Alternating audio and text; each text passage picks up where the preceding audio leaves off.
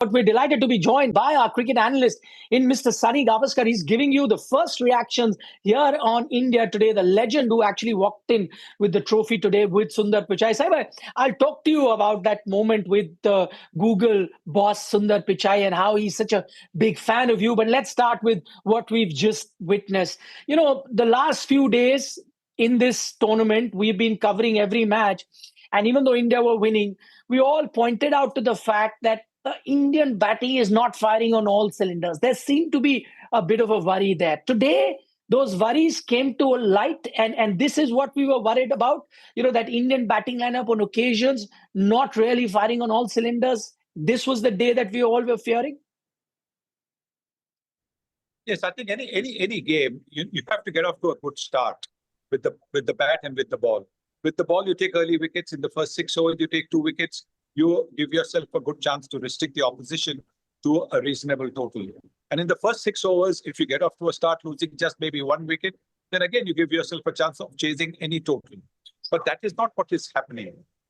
India has not been getting a good start from their opening batters. And in fact, they're losing a wicket pretty much in the first over of their innings. And that actually sets everybody back because suddenly the pressure then gets a little too much on batsman number 3. And I think that is where India has struggled because otherwise the batting is very good. But this time around, because they have not got off to a good start, they have struggled to put runs on the board. The most obvious question, Saniva, that comes to your mind is the fact that, you know, this Indian team for the last year and a half was knocking off runs for fun. You know, we're talking about chasing 187. They were knocking off 220, 230 for fun. There is, on some occasions, they were even targeting 300. What's really happened to them? Yes, they've won majority of their encounters. This is the first loss. But that same batting lineup that would get 230 for fun is not being, you know, reaching even 200. What's really happened to this batting then? Yes, I think that's only because we're not getting off to a good start. The moment you get off to a flying start, you get to maybe 70 or thereabouts in the first 7 overs, 10 runs and over. Then in the remaining overs that you have with wickets in hand, you can then score at 12, 13, 14 runs and over per over and get to 190, 200 easily. But because the Indian team has just not been getting starts, that is the reason why they've not been able to chase totals. They're not been able to put, you know, massive totals on the board when they're batting first. Okay. To your point then, because as you're pointing out, the problem is not being able to get to a good start. Though I remember in that year and a half that I was referring to, there were occasions where they didn't get off to a good start, yet would get, you know, the upwards of 200, 220, 230. You know, we still don't know what's really happened. Are they the pitches or is it the pressure of the ICC tournament that the scores have gone down? But be that as may, because you point out to not getting good starts, let me pin you down to it. Why do you think India is not getting good starts? I think it is perhaps maybe just a little over-enthusiastic, you know, response in trying to hit sixes rather than looking at the situation, rather than looking at the bowler, rather than looking at where the boundaries are, long boundaries. There are most of the grounds, you know, one side is long, one side is a little bit short. So I don't think that appreciation has been shown where they're looking, you know, to take advantage of the shorter boundary and look to play the big shots over there. Okay. So that's one thing that you talk about, you know, not getting to good starts. Let's analyze this game even in a deeper way. 20 for 3, you have South Africa on the mat. Do you think the Indian team missed a trick? The captain missed a trick, not getting Bumrah quickly? Because we knew that partnership, almost a 100-run partnership, I think it was 97 if I'm not mistaken, between Brevis and Miller. That was the game there. Had you got that, nipped it in the bud, maybe they wouldn't have reached that daunting total, 187. You think an Indian team missed a trick, not getting Bumrah in the middle over, something that they would do previously as well, and saving him for just the death overs?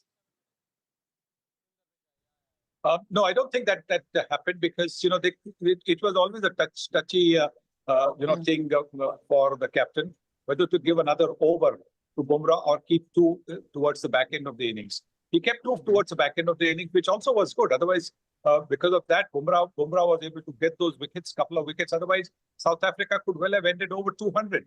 So I think, I don't think you can fault the captaincy of Surya Yadav. You've got to give credit to the South African batters, particularly Brevis and David Miller for that partnership, which actually steadied the innings. Look, India never got a partnership. Even if India got a partnership half of what Brevis and Miller put, it could have been a different story. India never got a partnership going. They were losing wickets at regular intervals. And when that happens, however deep your batting is, then it's a struggle to get to the asking rate and to try and keep up with the required run rate. Okay, Saibhai, we'll go back to the tactical analysis. And the one thing that, seemed very obvious, I'm not saying it in hindsight now that the game is done, even at the toss, many found it very awkward that someone like Akshar Patel doesn't play. Previous game versus Netherlands, maybe they thought because it was an inconsequential game, you brought in a Washington Sundar. But Akshar has been your top performing spin bowling all-rounder.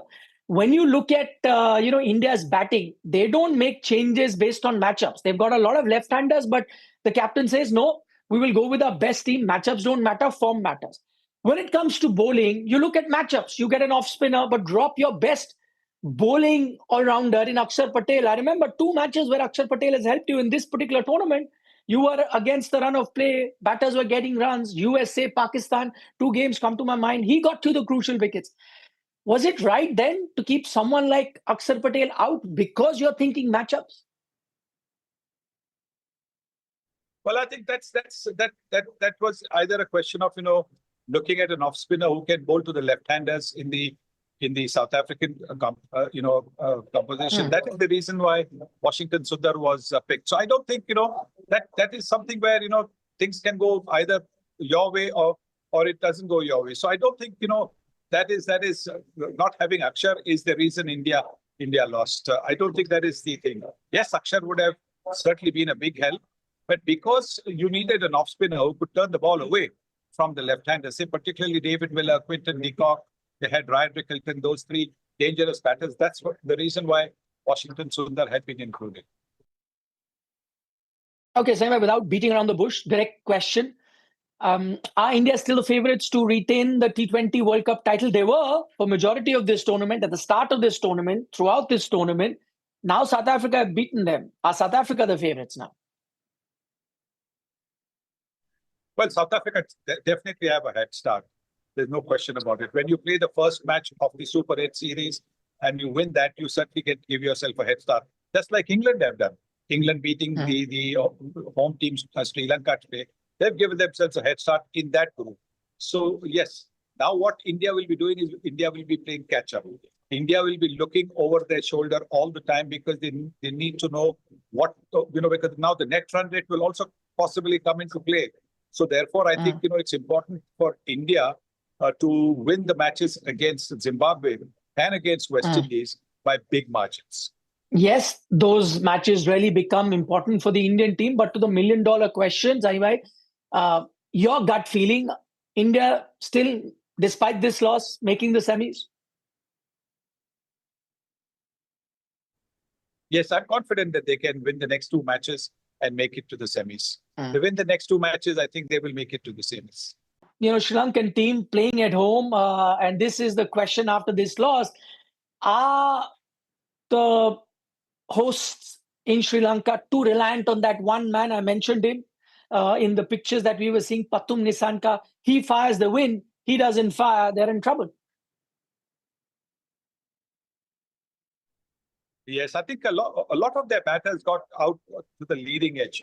So they were obviously looking to play for the turn when there was no turn from the England bowlers, and they were all caught and bowled. So I think they might have misread the pitch themselves, their own pitch, and that is the reason why they were not able to get the kind of partnerships again.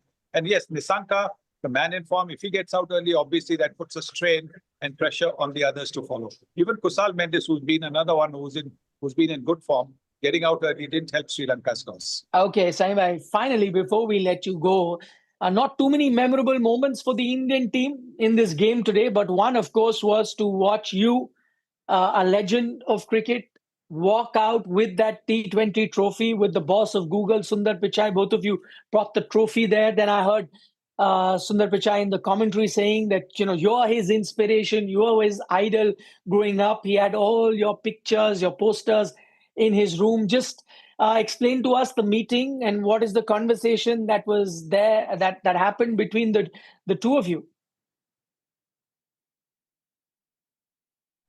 Well, I've met him before earlier on, where he had told me about having the posters in his bedroom.